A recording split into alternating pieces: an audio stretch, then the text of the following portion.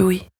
Pendant les fêtes de fin d'année, Louis Média vous propose d'écouter ou de réécouter d'anciens épisodes d'émotion. Aujourd'hui, on a choisi un épisode sur la gratitude, qui a été diffusé le 22 juillet 2019 et qui a été réalisé par Adélie Pojman-Pontet. Bonne écoute. Allô ? Oui, bonjour madame, c'est Adélie Pojman-Pontet à l'appareil de Louis Média. Oui, bonjour. Elle, c'est Aline Sibony. Elle est responsable éditoriale en psychologie, développement personnel, santé et bien-être aux éditions First. Ça porte sur toute la mode depuis quelques années des carnets de gratitude et de tous ces bouquins qui disent de pratiquer la gratitude au quotidien. Oui. Ces dernières années, vous avez peut-être remarqué au supermarché, dans les papeteries ou sur Internet, des ribambelles de jolis carnets de gratitude. J'ai voulu comprendre comment tous ces carnets étaient arrivés là, et c'est pour ça que j'ai appelé Aline Sibony. Les éditions First, comme beaucoup de maisons d'édition, ont publié un carnet de gratitude il y a environ 2 ans. Il y a une vraie mode. Et il y a tellement de mode que finalement on s'y perd un petit peu. Aussi, il y a une offre qui est très pléthorique. Chaque éditeur qui explore les domaines du développement personnel s'intéresse à la question. Donc je pense qu'effectivement les lecteurs sont extrêmement sollicités et en tout cas encouragés. Voilà. Un carnet de gratitude, c'est quoi ? En fait, c'est juste un carnet. Dedans, il y a des pages avec des lignes et puis des instructions. Aujourd'hui, je suis reconnaissante pour, avec la date à inscrire. Parfois, on vous suggère de recopier une citation qui vous a marqué ou de revenir sur votre semaine. Il y a souvent des illustrations et des phrases pour vous motiver à continuer l'exercice. C'est un peu comme un journal intime, où idéalement tous les soirs, vous réfléchissez à votre journée et vous notez les choses positives, petites ou grandes, qui vous ont marqué et pour lesquelles vous vous sentez reconnaissant. Par exemple, aujourd'hui, ce que je pourrais écrire dans mon carnet si j'en avais un, c'est qu'au moment où j'écris cet épisode, je peux vous dire que j'éprouve de la gratitude envers ma belle-mère qui m'a donné de la tarte aux fraises et aux framboises en repartant de chez elle dimanche. J'en ai mangé au petit déjeuner ce matin, c'était délicieux et réconfortant après 2 nuits d'insomnie. Merci la tarte aux fruits rouges et surtout, merci Sabine. La gratitude, c'est ce qu'on ressent quand quelqu'un a fait quelque chose pour nous, nous a rendu un service, nous a aidés d'une manière ou d'une autre. Et attention, il faut que cette action soit désintéressée. Que cette personne vous vienne en aide sans attendre quoi que ce soit en retour, ni salaire, ni faveur particulière. C'est toute la différence entre ressentir de la gratitude et se sentir endetté envers quelqu'un. J'éprouve de la gratitude envers ma belle-mère Sabine, car elle n'avait pas particulièrement de raison de me passer une moitié de tarte. Elle l'a fait comme ça. J'éprouve aussi de la gratitude envers une famille qui m'a recueillie chez elle plusieurs semaines et puis ensuite régulièrement à dîner lorsque j'habitais seule à l'étranger. C'était une porte ouverte par pure gentillesse. Le carnet de gratitude, c'est donc un objet qui cherche à nous faire remarquer les belles choses ou les belles actions dont on bénéficie au quotidien. Quand même, le carnet de gratitude, du coup, c'est un compagnon. Ça vous propose comme un agenda, un livre compagnon que vous allez avoir sur vous ou à proximité pendant un certain temps. Il faut qu'il y ait une séduction en termes de fabrication, en termes de proposition graphique. Quand on tape « carnet de gratitude » dans Google, on trouve 1 100 000 résultats. Il y a des blogs qui expliquent le concept, qui donnent des conseils, des tutos, et bien sûr, il y a des liens pour s'acheter un carnet qui coûte généralement entre 10 et 20 €. Ils sont souvent colorés ou fleuris, parfois même pailletés ou irisés, majoritairement destinés à un public féminin. D'autres se la jouent plutôt minimaliste, avec une couverture unie et une typographie qui imite une écriture au feutre, comme si c'était gribouillé à la main. Vous pouvez même trouver un petit peu de verdure en décoration pour illustrer ce côté retour aux choses simples, retour aux choses vraies. Il y a une offre qui est tellement énorme sur des choses qui sont substituables, parce que c'est quand même ça le problème, c'est que finalement comment proposer quelque chose de vraiment original qui va le distinguer de son voisin. Donc si vous voulez, quand vous avez une offre concomitante de 150 carnets de gratitude, comment vous faites votre choix en tant que lecteur sans avoir vraiment observé page à page ce qu'on va vous proposer de faire. C'est super compliqué. Vous disiez qu'il y avait une offre pléthorique, que c'était très à la mode. Est-ce qu'on peut parler un petit peu de cette mode, justement ? Ça fait combien de temps ? Comment est-ce qu'elle s'est développée dans le milieu de l'édition ? Si ma mémoire est bonne, c'est plutôt comme beaucoup de choses dans le développement personnel. C'est un mouvement qui est anglo-saxon, en fait. Voilà, comme outil d'expression et qui a été en fait repris à la volée par des éditeurs en France. Pas forcément sur des concepts hyper originaux, mais je pense que ça a à peu près 3-4 ans. En fait, on a vu émerger les premiers titres, ça s'est un petit peu calmé, tout le monde a fait un petit peu la même chose au même moment, et puis là, je pense que la vague est passée. Alors qu'est-ce que ça veut dire la multiplication de ces carnets depuis quelques années ? Et pourquoi le milieu de l'édition s'est emparé de ce concept ? Est-ce que derrière une mode éditoriale, il y a un intérêt nouveau de notre société pour la notion de gratitude ?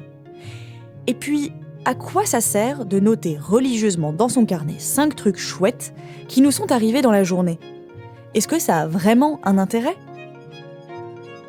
Je m'appelle Adélie Pojman-Pontet, bienvenue dans Émotion.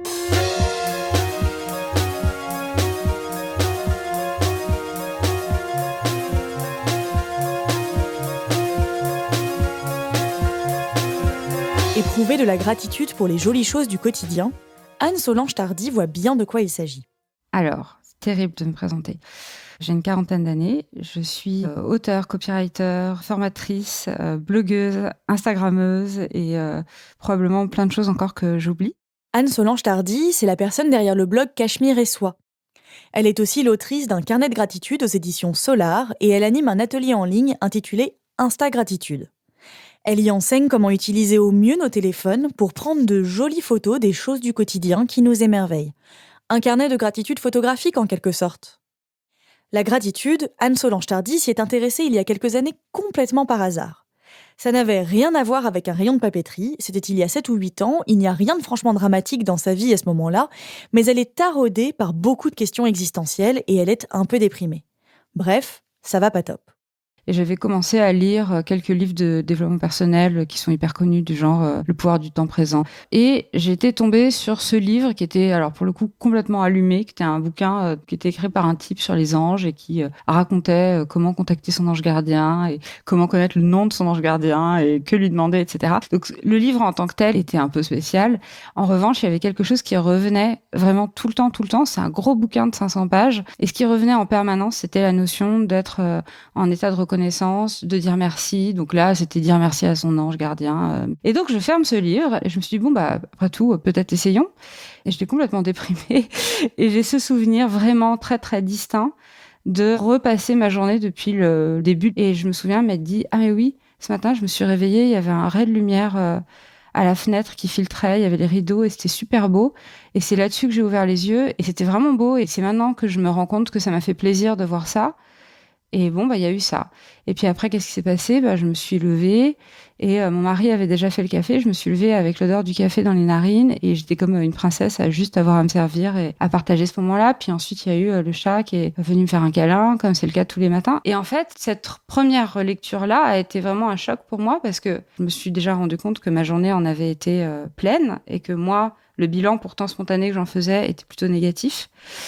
Et ça a été la prise de conscience vraiment forte pour moi, que peut-être il y avait une autre manière de lire sa vie. Alors évidemment, ça n'a pas fait disparaître le lendemain ni mes questionnements existentiels, ni mes difficultés, de communication au travail ou de problèmes X et Y. Tout ça est resté exactement tel que c'était auparavant. Par contre, ce qui a vraiment, vraiment considérablement changé pour moi, ça a été de constater qu'il y avait aussi beaucoup de choses positives sur lesquelles je portais finalement assez peu d'attention en réalité. Si Anne-Solange Tardy a découvert les bienfaits de la gratitude autour d'une lecture un peu allumée, comme elle dit, la psychologie, elle, a commencé à se pencher sur la question au début des années 2000. C'est ce qu'on appelle le mouvement de la psychologie positive, qui est né aux États-Unis. Des chercheurs ont fait le constat que la psychologie, jusque-là, se focalisait sur les problèmes. Ça veut dire qu'on essayait de traiter les maladies mentales, comme la dépression ou l'anxiété par exemple. On s'intéressait à ce qui ne va pas pour apporter du soulagement. La psychologie positive se dit alors, et si on s'intéressait aussi à ce qui fait que nous allons bien ? Quelles sont les caractéristiques des gens heureux ? Est-ce qu'ils font des trucs en particulier qui les aident à se sentir bien ? En étudiant de manière scientifique ce qui rend les gens heureux, on peut leur donner des clés pour aller mieux. Des habitudes de pensée, des outils qu'on peut apprendre dès l'enfance et qui permettent de vivre mieux au quotidien et de prévenir les pathologies mentales. C'est Rebecca Shankland, chercheuse en psychologie positive à l'Université de Grenoble et spécialiste de la gratitude, qui m'a expliqué tout ça. Le défi, en quelque sorte, pour le XXIe siècle, ça va être de s'intéresser aussi à cette autre dimension de l'être humain, non pas la dimension qui dysfonctionne ou la dimension problématique, mais tout ce qui permet à un individu de fonctionner d'une manière optimale, c'est-à-dire de pouvoir s'ajuster au mieux aux situations, aux relations, de pouvoir s'épanouir et développer ses potentialités dans différents contextes dans lesquels il évolue. C'est à ce moment-là que la recherche s'est intéressée aux émotions positives, qui étaient traditionnellement un petit peu délaissées. puisqu'elle n'était pas source de souffrance, elle n'avait pas l'air très intéressante. Donc c'est vraiment une ambition en quelque sorte d'améliorer la condition humaine, mais par d'autres facteurs qui sont plus liés à la prévention, en s'appuyant vraiment sur des outils scientifiquement validés et en répondant de ce fait-là à une demande sociale très forte par rapport à la question de l'épanouissement, du sens de la vie, etc. Finalement, cet engouement qu'on observe aujourd'hui, finalement, c'était beaucoup le développement personnel qui avait répondu, mais qui n'est pas scientifiquement validé. Et donc là, on a considéré que c'était aussi du ressort de la psychologie et des psychologues de s'intéresser à cette question-là. La gratitude fait partie de ces émotions dont on ne se doutait pas qu'elles pouvaient avoir des effets bénéfiques sur nos vies. La psychologie positive a donc essayé de créer des outils pour cultiver ces émotions qui font qu'on se sent bien. C'est comme ça qu'est née l'idée du carnet de gratitude, au fur et à mesure d'études menées par des psychologues. Comprendre les effets de la gratitude sur notre cerveau, c'est ce sur quoi travaille Rebecca Shankland. Dans son unité de recherche à l'université, elle fait remplir un carnet de gratitude à des participants pendant plusieurs semaines et elle observe l'impact que cette pratique a sur eux. On propose aux personnes de noter chaque soir jusqu'à 5 choses pour lesquelles elles éprouvent de la gratitude. Donc des choses toutes simples du quotidien qui nous font penser que finalement il y a d'autres personnes qui contribuent aussi à notre bien-être et puis à la nature qui contribue aussi. Le beau temps, un ami qui m'a appelé. Le carnet de gratitude, à l'origine, c'est un outil développé par la psychologie positive pour permettre aux gens de remarquer ce qu'il se passe d'agréable dans leur vie. Rebecca Shankland cherche à comprendre pourquoi cette pratique fonctionne plus ou moins bien d'une personne à l'autre pour affiner les outils proposés par sa discipline. Et lorsqu'on propose cette pratique, à l'origine, nous, on avait fait un petit journal et on mettait 5 tirets. J'éprouve de la gratitude pour, j'éprouve de la gratitude, etc. Et en fait, les personnes qui commencent leur journal se sentent obligées de remplir les 5 cases puisqu'il y a un petit tiret. Surtout au début, on n'est pas habitué à faire cet exercice, donc on n'est pas attentif finalement aux petites choses du quotidien et aux gestes et aux intentions positives des autres. Et donc, on n'a pas forcément 5 choses à écrire. Et ça va avoir un effet inverse, c'est-à-dire les personnes vont se dire « Ah, mais en fait, il n'y a rien dans ma vie, j'arrive même pas à remplir 5 tirets. » Donc, c'est horrible. et par la suite, les recherches ont montré qu'il vaut mieux vraiment juste se connecter à l'émotion, c'est-à-dire écrire 5 phrases sur une seule chose, sur un seul événement, plutôt que 5 phrases sur 5 événements différents. Là, on essaye d'affiner vraiment la compréhension parce que finalement, le facteur d'efficacité, c'est arriver à se connecter à cette émotion. C'est pas faire un listing de plein de choses comme si c'était une liste de courses. Et donc, voilà, il y a plein de nuances qu'on peut apporter grâce à la recherche que intuitivement, voilà, on pourrait pas les inventer. Je trouve ça hyper intéressant parce que bon, j'ai moi-même essayé de faire un carnet de gratitude pas du tout lié à cette émission il y a, je sais pas, 1 an, 2 ans. Donc moi, je l'ai fait, j'avais pas du tout intégré cette dimension de se reconnecter à l'émotion. Et du coup, effectivement, je le faisais un peu comme une liste de courses, comme vous parliez, d'autant plus avec un peu d'un impératif de gratitude, un peu comme quand vos parents vous disent genre, tu te rends pas compte, la chance que t'as un toit, t'as une famille. Je pense que j'avais pas du tout entendu et compris cette dimension de connexion à l'émotion et j'étais vraiment en mode genre, oui, bon, bah quand même, t'as un papa et une maman, donc sois contente pour ça. C'est vraiment intéressant ce que vous dites, et d'ailleurs, c'est une des raisons qui a fait que j'ai écrit le livre sur la gratitude, donc les pouvoirs de la gratitude, parce que j'ai perçu que ce message-là n'était pas du tout véhiculé.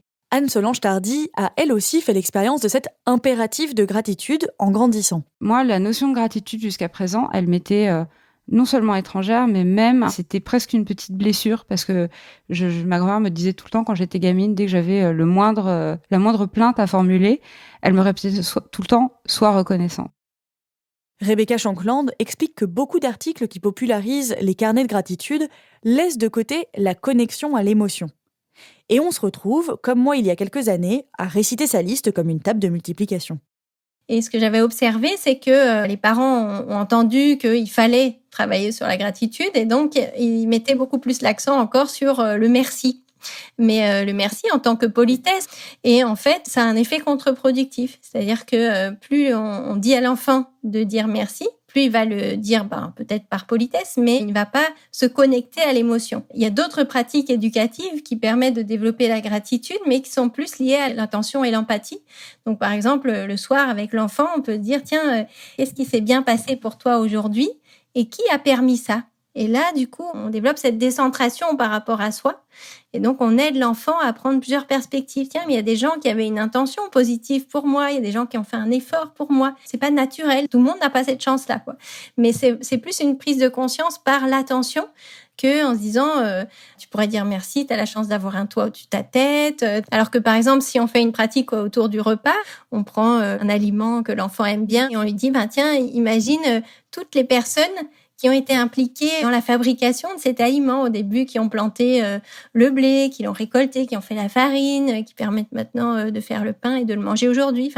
Et donc, le fait de prendre conscience de cette chaîne humaine va petit à petit faire émerger l'émotion de gratitude. Ça peut prendre du temps. C'est pas forcément facile d'accès pour tout le monde. Mais donc, c'est vraiment très différent de cette injonction à dire, t'as vu la chance que t'as, maintenant il faudrait dire merci. Du coup, j'ai demandé à Anne-Solange Tardy à quoi ça ressemblait pour elle quand elle se connectait à l'émotion de gratitude. Se sentir reconnaissant, ça peut être une forme de transe, d'émerveillement en fait. Si je me mets à regarder ces fleurs, je vais probablement commencer par me dire merci d'avoir un mari si merveilleux qui a pensé à m'amener des pivoines et qui les a choisis parce qu'il savait que j'aimais ces couleurs-là. Et pour le moment que j'ai adoré, où je les ai coupées, je les ai arrangées. Puis voilà, ça va faire surgir plein de moments d'émotions agréables. Mais si je continue cette sorte de méditation un petit peu contemplative, ça va m'amener à quand même une fleur, oh là là, mon Dieu, c'est incroyable. Et puis je vais regarder chaque pétale et je vais penser à, je sais pas, plein de lectures que j'ai pu faire qui parlent de la nature et aux petites cellules et du coup, voilà, tout ce qui constitue un univers et qui est complètement fou et incroyable. Et probablement que ça va m'amener dans un espace de waouh, quand même. D'accord, la vie quand même c'est vraiment merveilleux, merci d'exister, en fait je suis juste heureuse d'exister, juste ça en fait. J'ai le cœur rempli et je me sens illuminée d'être si chanceuse juste d'être présente, d'exister en fait. Voilà. Voilà, et donc je suis un peu cinglée probablement aussi, mais c'est pas grave. C'est une émotion tellement bienfaisante qu'en réalité je souhaite que tout le monde puisse éprouver des choses aussi merveilleuses. Ok, mais alors, une fois qu'on a contemplé pendant des heures ou un instant les fleurs sur la table de son salon, le quignon de pain à côté de notre tranche de camembert, et qu'on est vraiment très connecté à notre émotion, que se passe-t-il ? Pourquoi Anne-Solange Tardy trouve-t-elle cette émotion aussi bienfaisante ? Comment ça marche dans nos têtes ? L'objectif, en fait, c'est développer une perspective différente, un rapport différent à soi, aux autres, à son environnement, qui va être moins impacté par ce qu'on appelle le biais de négativité, c'est-à-dire notre tendance naturelle à ne percevoir que, en priorité, ce qui va être menaçant. Et le soir, on se rappelle surtout de ce qui a été compliqué. Par exemple, si vous avez plein d'interactions positives au cours de la journée, mais une qui a été difficile, c'est celle-là que vous allez ressasser le soir et qui va du coup rendre plus difficile l'endormissement et affecter finalement les jours qui suivent. Et petit à petit, plus on a des émotions difficiles, plus ce biais de négativité est renforcé. Et c'est ça qui va aussi être un facteur de risque par rapport aux troubles anxieux, aux troubles dépressifs ou aux addictions. C'est ce renforcement du biais de négativité. On n'arrive plus à équilibrer le regard sur soi. On ne voit que ses défauts, ses difficultés. On n'arrive plus à percevoir les ressources et donc à les mobiliser. Et donc l'idée des pratiques de psychologie positive, c'est de rééquilibrer ce regard et de rendre plus accessibles les ressources qu'on a et l'accès aussi aux ressources autour de soi, la perception des ressources autour de soi. Ce biais de négativité, c'est une fonction qui a été déterminante du point de vue de l'évolution et qui nous a permis de survivre. Notre attention se porte spontanément vers ce qui est menaçant pour éviter le danger. C'est pour ça qu'on sursaute en entendant un bruit inattendu ou qu'on a l'intuition d'une présence derrière nous le soir en rentrant tard. Notre cerveau anticipe constamment ce qui pourrait nous nuire. C'est un réflexe cognitif nécessaire. Rebecca Shankland explique que la sélection naturelle s'est faite en faveur de ce biais. Celles et ceux qui n'en avaient pas n'ont pas survécu. Le problème, c'est qu'aujourd'hui, ce réflexe cognitif n'est plus vraiment adapté à notre environnement. On ne risque pas de mourir à chaque fois qu'on passe la porte de chez nous. De nos jours, avoir un biais de négativité trop exacerbé peut être facteur de dépression, de pensées suicidaires ou encore de conduites addictives. Car ils mettent en valeur toutes les choses négatives et laissent entasser toutes les choses positives que l'on a vécues dans une journée dans un coin poussiéreux de nos têtes. Et on les remarque à peine. Si je prends l'exemple d'un participant, il savait pas trop quoi noter dans son journal et puis il s'est dit je vais passer en revue ma journée. Par quoi commence ma journée ? Déjà je me réveille. Je suis à côté de ma compagne et donc immédiatement il s'est dit ça c'est vraiment une chance énorme alors que ça fait 10 ans qu'ils sont ensemble donc c'est devenu vraiment une habitude, se réveiller l'un à côté de l'autre, rien de plus banal. Mais en fait, en y portant attention, il s'est dit, ça, c'est vraiment une chance inouïe et il a éprouvé beaucoup de gratitude. Donc, c'est ça qu'il a écrit dans son journal.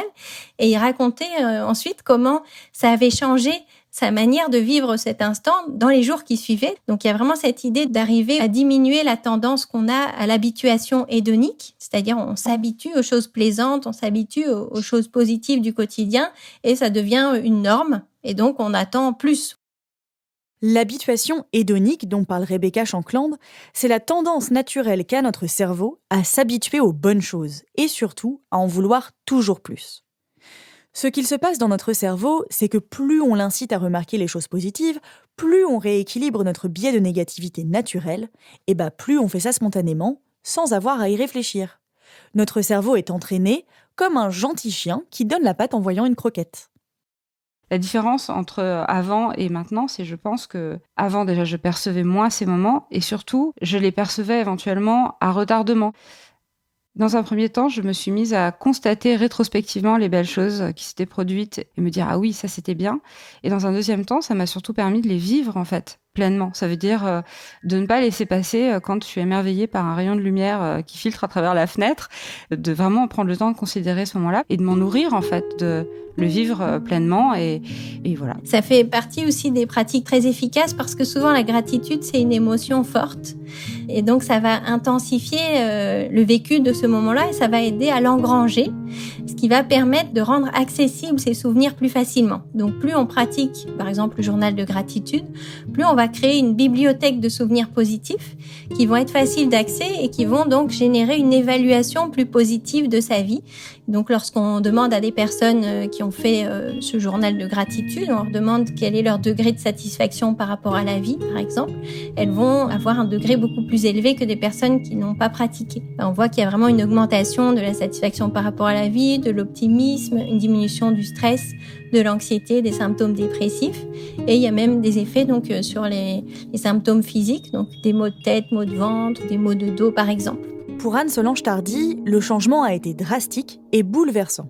C'est quelque chose qui a été transformateur en fait en une fois. C'est assez rare dans la vie les transformations qui se font en un instant, mais ça pour le coup en ce qui me concerne ça s'est vraiment passé comme ça.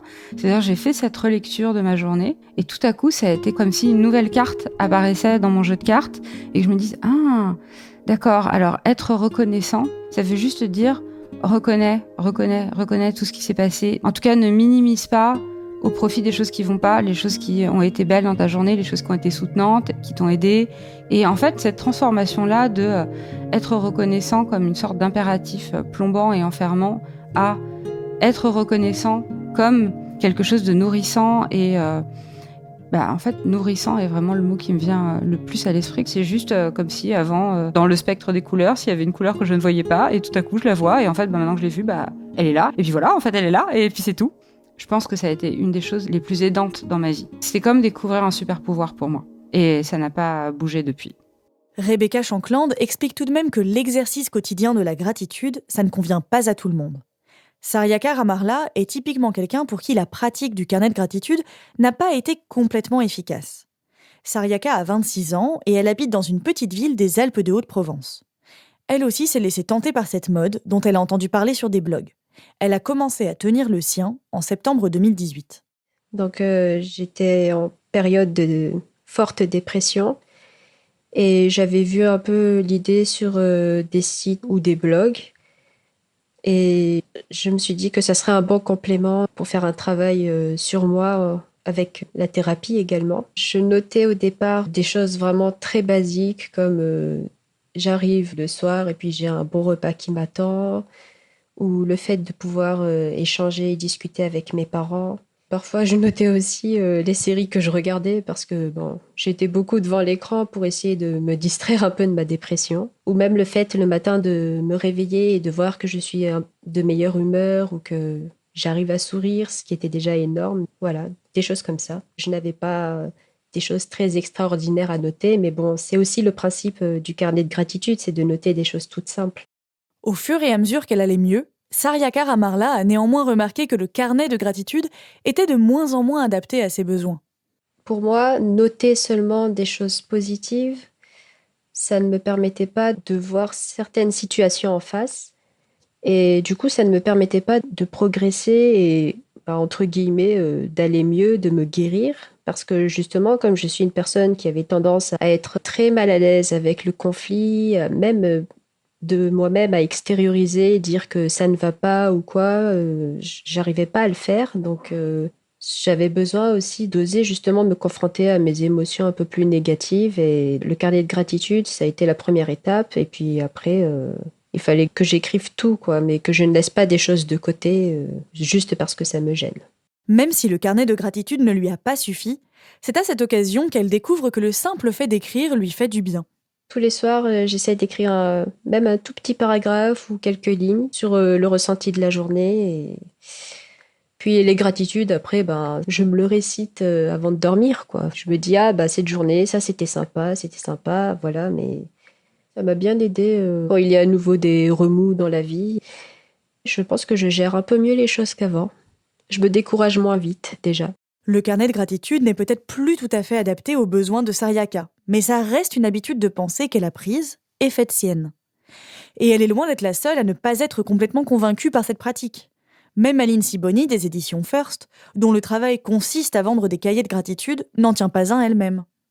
Le carnet de gratitude demande un engagement du lecteur qu'on fait bosser quelque part. Parce qu'il n'achète pas un carnet de gratitude pour le feuilleter, il n'y a rien à feuilleter. C'est du cahier qu'il faut remplir, c'est un support d'expression. Donc il faut déjà être dans une démarche d'engagement, d'écriture si vous voulez. Et c'est vrai que du coup, ça demande du temps et ça demande un engagement de la part du lecteur. Et voilà, donc c'est un public qui peut être séduit par la proposition et qui va pas forcément s'en servir en fait. Moi, c'est ça aussi où je trouve que la proposition trouve ses limites. Vous êtes dans quel camp ? Moi, personnellement, je suis dans le camp de la spontanéité. Donc, je n'irai pas sur un outil de carnet de gratitude.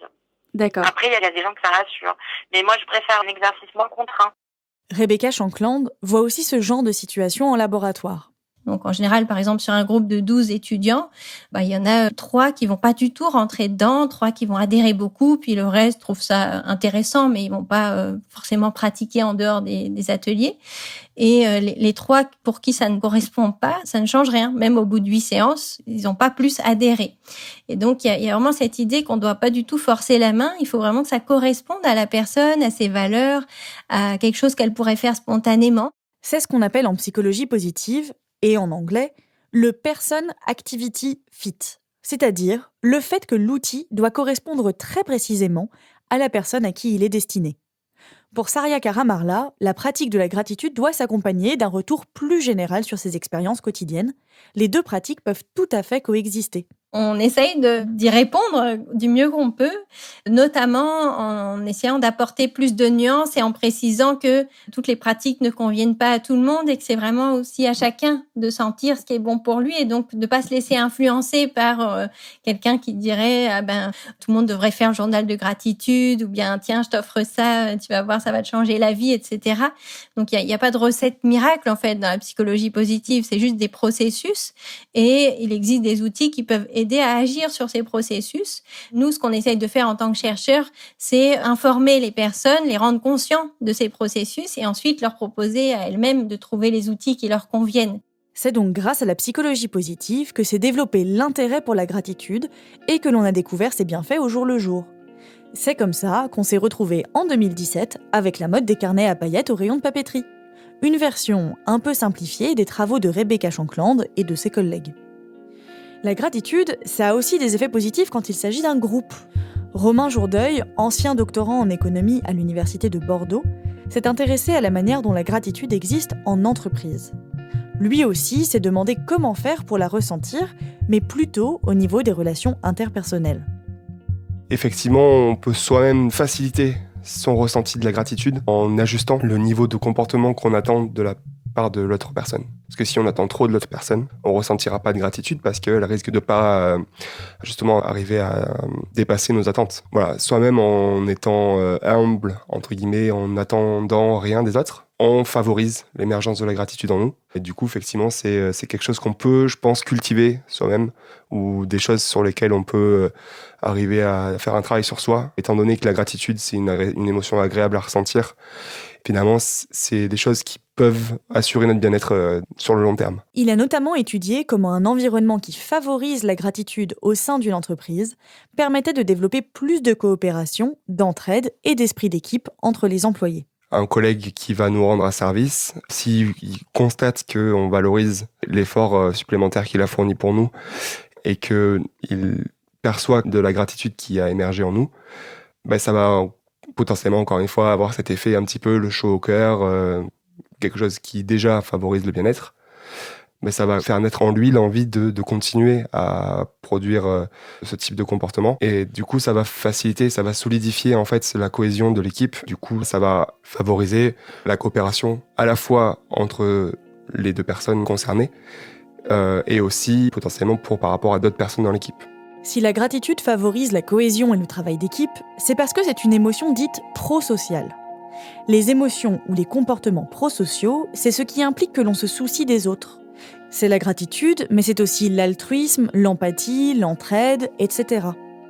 Lorsqu'on ressent de la gratitude, on reconnaît l'autre et les efforts qu'il ou elle a fait pour nous.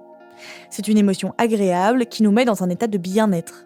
La gratitude nous permet de voir à quel point d'autres personnes peuvent se rendre disponibles pour nous aider ou nous soutenir. Or, le propre d'une émotion prosociale, c'est qu'on a envie non seulement de faire perdurer la sensation de bien-être qu'elle provoque, mais on a aussi envie de la partager. Les chercheurs appellent ça la chaîne de gratitude. C'est avoir envie d'aider à notre tour quelqu'un, que ce soit la personne qui nous a aidés au départ ou même quelqu'un d'autre. Bien sûr, en fait, ce qui se passe, c'est que éventuellement, il y a une possibilité de réciprocité directe, mais c'est vrai que dans le cas de notre exemple, c'est pas immédiatement possible. Mais par contre, il y a aussi une tendance à l'action pour l'émotion de gratitude qui va être la réciprocité indirecte. Et du coup, effectivement, typiquement, la personne qu'on a laissé passer va peut-être avoir tendance à être plus polie ou à laisser passer à son tour. Voilà. En fait, l'émergence de la gratitude, et ça a été montré dans les expériences dont je parlais tout à l'heure, ça va augmenter la probabilité qu'elle-même adopte un comportement prosocial. Mais pour que cette chaîne de gratitude fonctionne vraiment de manière efficace et soit un facteur de cohésion, il faut néanmoins que la reconnaissance des uns envers les autres puisse s'exprimer. Pour que la gratitude ait vraiment un fonctionnement optimal, il faut que ce soit aussi reconnu par la personne qui reçoit. Parce que, en fait, la personne qui agit prosocialement, son comportement sera renforcé et elle aura tendance à continuer dans cette voie-là si on lui fait des retours positifs et si on considère à juste valeur, finalement, le niveau d'effort que la personne fournit. Il y a des résultats qui montrent que les gens ont tendance à continuer à se comporter de manière coopérative lorsque ils ont un retour positif sur les actions qu'ils mènent. Et une des façons de faire, ça peut être effectivement de faire en sorte que la gratitude soit au centre des interactions entre les individus. Du coup, ça peut être typiquement dans le bureau, mettre un tableau et pousser chaque membre de l'équipe à écrire ce pourquoi il a de la gratitude pour un de ses collègues. Ça peut être des choses aussi simples que ça, finalement. C'est des choses qui se produisent déjà naturellement, parce qu'en général, quand un collègue nous rend service, on va le remercier, et on va lui faire comprendre qu'on valorise ce qu'il a fait. Mais peut-être que ça peut être un petit peu plus visible, un petit peu plus propagateur, s'il y a un tableau qui est dédié au remerciement pour ce type de comportement d'aide entre équipiers ou entre collègues. Romain Jourdeuil explique que c'est typiquement le genre de comportement qu'on voit dans les équipes de sport. La gratitude se manifeste par des accolades ou des tapes dans les mains. Celle signale que chaque joueur est reconnaissant envers les autres pour leur participation et leur travail. Car chacun sait que la réussite de l'équipe dépend de ce travail collectif et de cette cohésion. Et cette dynamique peut s'appliquer à d'autres milieux que celui de l'entreprise, dans un couple par exemple. Ce que ces travaux constataient, c'était que du moment qu'il y avait suffisamment d'interactions positives et d'éléments qui font naître de la gratitude au sein du couple entre les partenaires, ces couples étaient beaucoup plus en capacité de supporter des chocs importants ou des événements négatifs importants. Et finalement, en fait, ça solidifie la cohésion et le couple en lui-même. Du coup, c'est important, en fait, de pas se forcer, mais en tout cas de bien prendre conscience que ces petits gestes-là, c'est vraiment ce qui fait le lien entre les individus. C'est ce qui cimente une relation, en fait. Et vraiment, en ayant une répétition de ces petits gestes-là dans le temps, même si c'est anodin, même si c'est pas beaucoup à chaque fois, le fait d'avoir ces interactions positives de manière répétée, ça favorise vraiment le fait que le couple reste ensemble longtemps. Comme dans un carnet de gratitude, dans un couple, on peut être reconnaissant des petites choses du quotidien, quand l'autre fait la vaisselle ou a préparé à manger. Et même si oui, ok, c'était à son tour de faire la vaisselle, la gratitude allège les efforts du quotidien. Et ça évite de donner l'impression que les choses nous sont dues. Typiquement, l'inverse, ce serait un petit peu une personne capricieuse qui attend tout, qui pense que tout lui est dû. Et ces personnes-là, enfin en tout cas de ce que je peux en voir, quand je tombe sur quelqu'un qui a ces traits de caractère, j'ai pas l'impression que ce soit des gens qui soient très heureux, finalement. Ils n'arrivent pas à prendre en considération ce que font les autres pour eux. Et encore une fois, pour moi, ce sont des gens qui ne profitent pas de leur bien-être. Quand on discute avec Rebecca Shankland et Romain Jourdeuil, on se dit que travailler à ressentir plus de gratitude au quotidien, que ce soit tout seul chez soi ou à la pause de 10h30 à la machine à café, ça a l'air d'en valoir le coup. Et finalement, ce n'est pas si étonnant que la gratitude soit devenue une telle mode ces dernières années. Même si Rebecca Shankland, la chercheuse en psychologie positive, n'est pas complètement à l'aise avec la transformation de la gratitude en produit marketing ou en outil managérial. Elle insiste pour prendre des pincettes dans la mise en place des outils développés par la psychologie positive au sein de l'entreprise. Donc on essaye de contrecarrer un peu cette tendance, et c'est une tendance qui se développe beaucoup aussi dans les organisations. On nous contacte beaucoup pour intervenir dans le milieu organisationnel et notamment sur la gratitude. Et en fait, on ne le fait pas pour plusieurs raisons. Il y a un risque finalement par rapport à l'éthique, c'est-à-dire qu'on sait que les interventions de psychologie positive vont augmenter l'engagement au travail, les performances, même s'il y a encore peu d'études sur les performances, mais c'est ça qui va être repris évidemment dans les organisations. Ils vont chercher à diminuer le burn-out, diminuer le turnover, etc. Mais parfois sans proposer des véritables changements organisationnels. Donc quelque part, avec des interventions de psychologie positive, on est juste en train de mettre des pansements, de colmater des brèches, mais on n'est pas en train de changer le système. Et c'est vrai que cette mode de la gratitude va peut-être un peu loin. Au moment où se développe le marché des carnets de gratitude, un autre phénomène éditorial contribue à rendre cette notion populaire. Ce livre, c'est La magie du rangement de Marie Kondo, publié en français en 2014, après le succès de l'édition américaine un an plus tôt. Hello, I'm Marie Kondo. 私のミッションは片付けによって世界をときめかせていくことです。Let's start tidying. Choose items that spark joy for you. Spark joy. Marie Kondo est une japonaise d'environ 35 ans dont le boulot, c'est d'être experte en rangement, et pour qui la gratitude est un outil. Comme elle ne peut pas ranger toutes les maisons de la planète, Marie Kondo forme aussi des coachs. On a suivi Christine Tessier lors de son premier rendez-vous avec une nouvelle cliente, Béatrice. Bonjour Béatrice. Vous connaissez le principe ? On sort tout. Et là, on commence à faire des choix. Ok. Attention. Marie Kondo a mis au point une méthode de rangement radicale, qui consiste à trier toutes ses possessions par thème.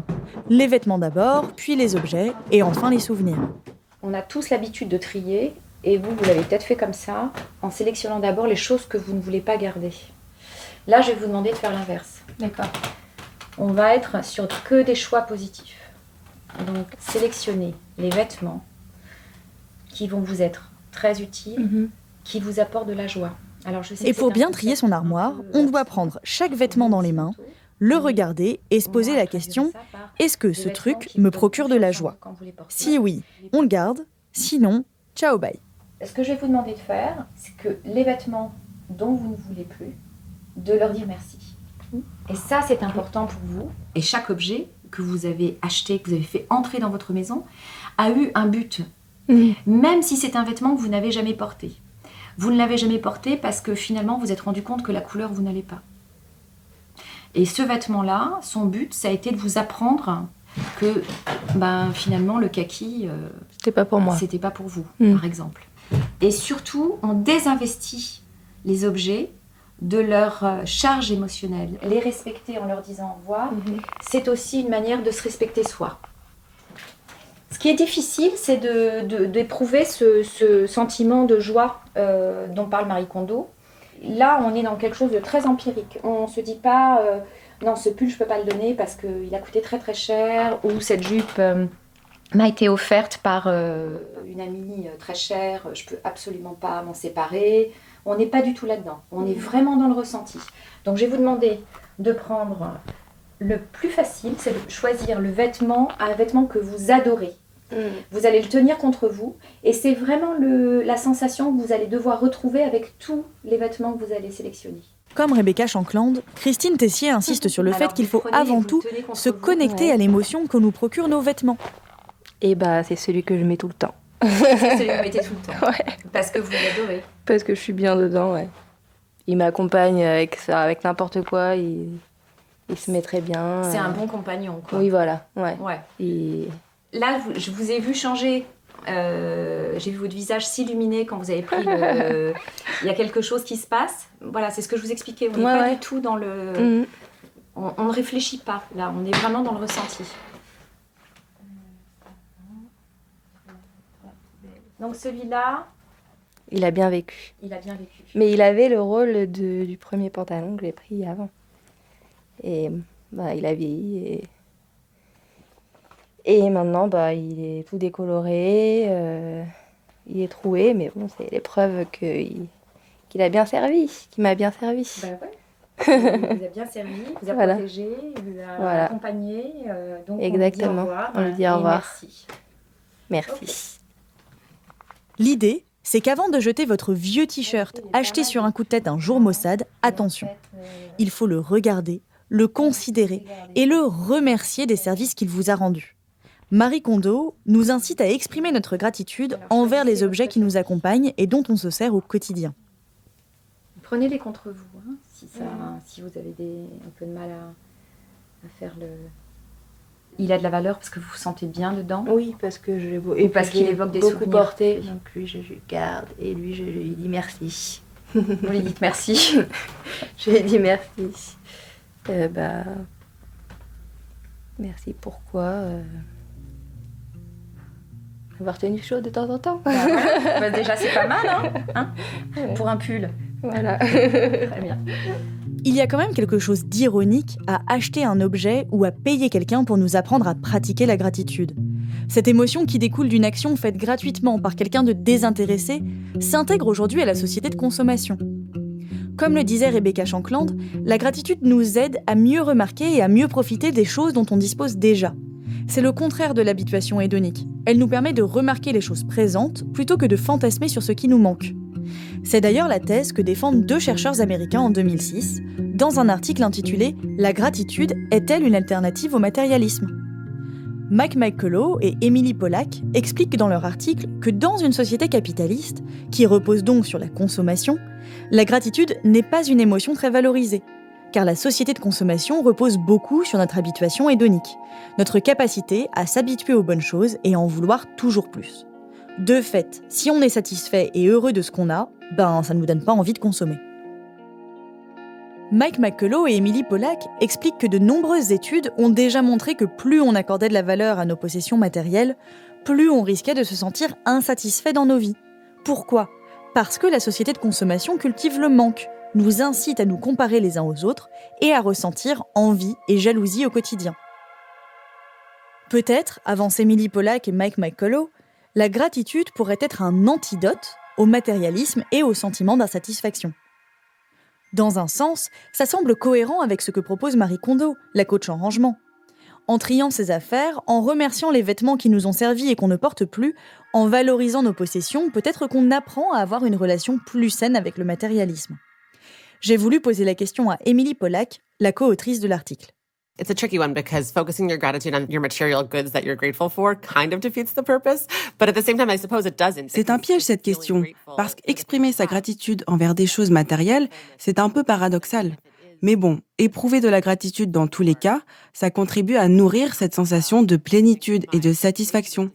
J'imagine que éprouver de la gratitude pour ses possessions, ça compte aussi. Spontanément, je dirais que c'est quand même mieux d'éprouver de la gratitude pour des choses immatérielles, comme par exemple votre santé, vos amis, votre famille. Je dirais que c'est une meilleure gratitude. Mais bon, je ne veux pas juger les gens qui éprouvent de la gratitude pour leurs possessions. S'ils ressentent cette émotion dans ce domaine, c'est déjà très bien et très sain. S'il y a certainement des effets positifs à mettre de l'ordre dans ses affaires, à se débarrasser du bazar et à consommer avec plus d'attention, il y a quand même, comme avec les carnets, une ironie assez incroyable à marchandiser le minimalisme et la gratitude. Car selon une enquête du site américain Refinery29, Marie Kondo a vendu plus de 11 millions de livres à travers le monde. Elle est aujourd'hui la star d'une émission de télé-réalité qui lui est consacrée sur Netflix, et sa fortune est estimée à 8 millions de dollars. Et elle peut aussi vous enseigner sa méthode pour devenir coach en rangement. Tout ça pour 2 200 $. On est assez loin d'un idéal de vie minimaliste. Le capitalisme semble avoir réussi à rendre l'anticapitalisme à la mode. La gratitude, ça se vend bien.